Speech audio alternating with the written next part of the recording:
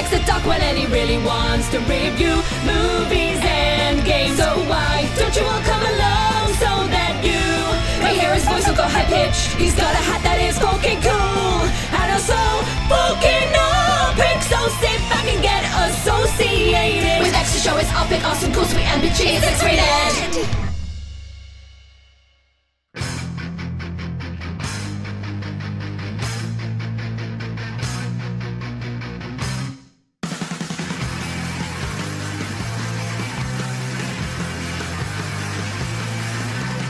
Living in the Pacific, building walls to stop invaders.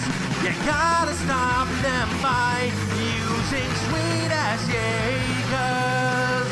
You dig sweet-ass Jaegers. I dig sweet-ass Jaegers. We dig sweet-ass Jaegers. Shits dig sweet-ass Jaegers. Nice.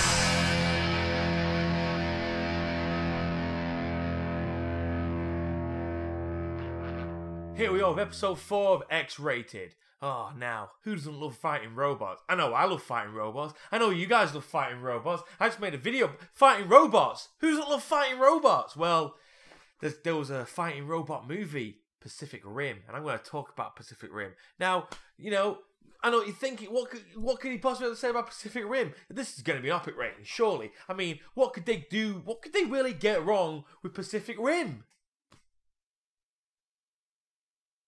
Turns out, they can get a lot wrong. Now, while you may be getting ready to sharpen those pitchforks, please hear me out. This movie is not a bad movie per se. There was just a lot of wasted potential in it, to say the least. So let's dive right in and talk about how they could possibly get this wrong. This is Pacific Rim. Our story begins, as so many do, with a gravelly narration by the main character about how interdimensional monsters known as kaiju keep appearing from a rift under the Pacific Ocean. It is then we are introduced to our hero, Riley Beckett, acted by Charlie Hunman. Acted. More on that later. We then get to see the battle play out as Riley and his brother take on the first kaiju, eventually blasting it to ribbons with this awesome gun that they absolutely could not make a huge turret version of and just line the shores of the Pacific with them. So as you can see, sir, we use this particle dispersal cannon and just lay up all the shores around the Pacific Rim. We should be alright with the kaiju issue. What do you think? No, fuck it, just put them on giant fucking robots! Once the battle is over, we skip ahead to see a new system has been put in place, where instead of giant robots, they're building a giant wall. Really? The giant turret option? That's just a no-go, is it? And because this wall is so super awesome, the government decide to stop funding the Jaeger program. Wait, so the government are scrapping a project that kills kaiju for one that just inconveniences them? Really?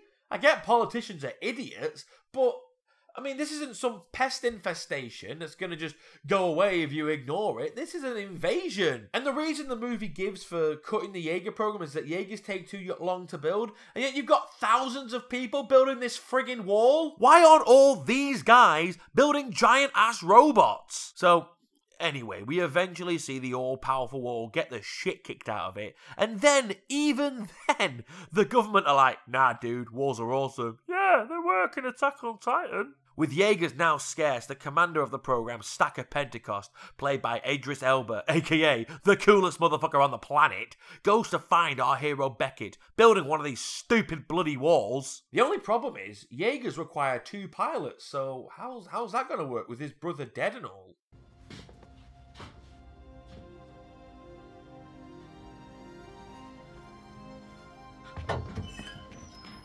Oh, you're gonna put a stupid romantic story in my fucking giant fighting robot movie, aren't you? Ladies and gentlemen, meet Meiko Mori. Because what's a film without giant fighting robots without a Japanese character? And she is by far my biggest problem with this movie. Now, I'm all about strong female leads, but this fucking bitch, portrayed that about as well as I would portray a Disney princess.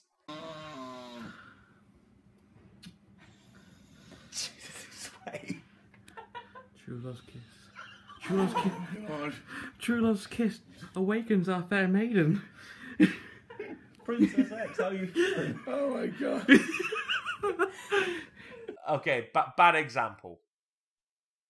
Because that was fucking graceful as shit. But in this movie, we needed a badass chick who could get shit done. This film didn't need some love subplot to be interesting. We didn't go to the theatre to see our main character get laid. We came to see fucking big-ass robots fighting things. But to me, this girl's involvement and establishing that she wants to be a pilot really slows the story down. Sure, they need to explain all about the synchronizing and stuff. But did they really need to make this a love story? I mean, could there not have just been a friendship story about these two people who are a bit different but finding similarities, becoming friends? I mean, just because you have a main female role and a main male role doesn't mean you gotta get the two to hook up. I mean, there's no point in that. And with a movie premise as simple as giant fighting robots, you really don't need that love quarrel going on right there. You do not need it at all. The premise was just so easy. Give us fighting robots. Give us what we fucking want. I don't want to see these two get the fucking kissy face on. I want to see that big Jaeger beat the shit out of that big kaiju. Mako's character is also ruined by the poor choice of actor Rinko Kikuchi. But it's not just Rinko that acted poorly in my book. Old Charlie Hunnam also offered a very bland performance. I did not care for our main characters. Thing is about a film like this, I mean, most action films,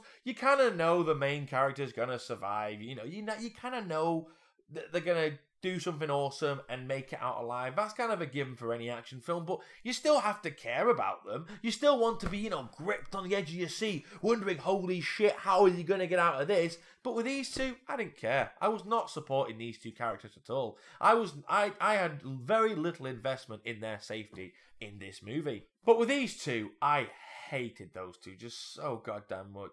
Mako's constant nagging about being a Jaeger pilot, and then she finally gets the opportunity to be a Jaeger pilot, and then she fucks it up straight off the bat. By the way, what fucking idiot decided to arm the weapons in a test like this, knowing it was her first test piloting a Jaeger? Okay, now I'm just nitpicking, and that's a job for someone like CinemaSins. The supporting cast, however, well, they were very interesting. They weren't two-dimensional at all. Yeah, you've got the over-the-top, fast-talking science dude who thinks the end of the world is cool, and then you've got the British one. Yeah, like British people are really like that. What? Tea and crumpet time? I'm not going to have tea and crumpets.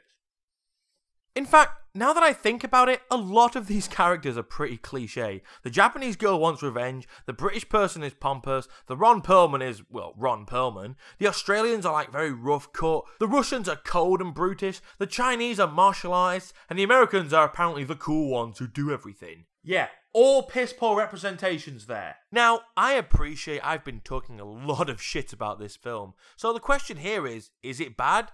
Hell no! I know. I'm quite surprised too.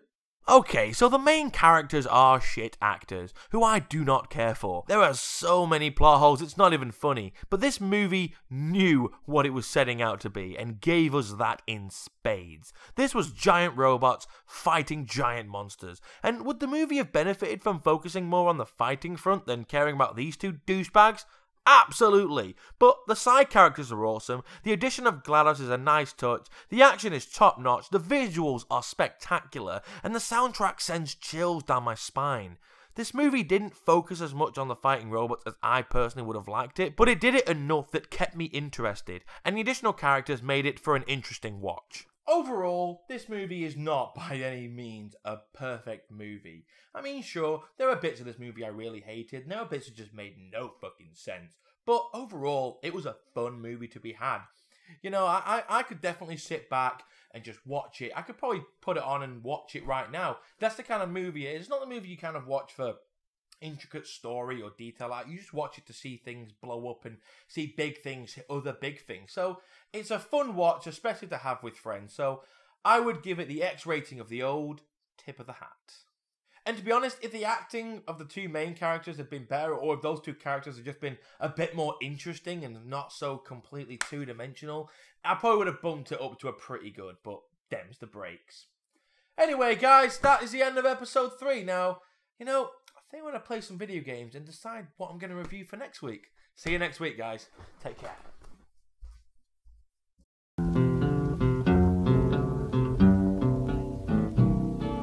I don't want to set the world on fire.